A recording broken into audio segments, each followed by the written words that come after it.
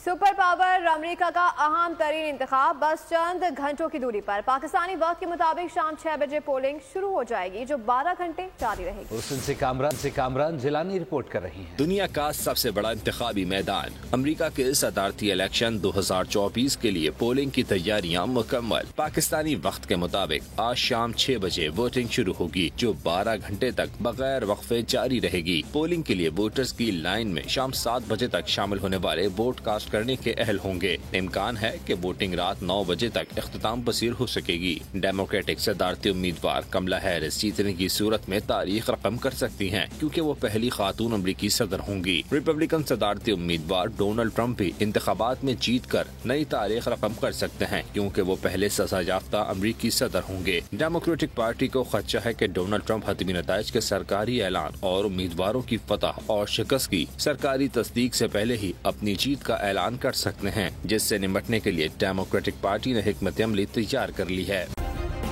Subscribe करें और bell दबाएं ताकि कोई खबर रह न जाए।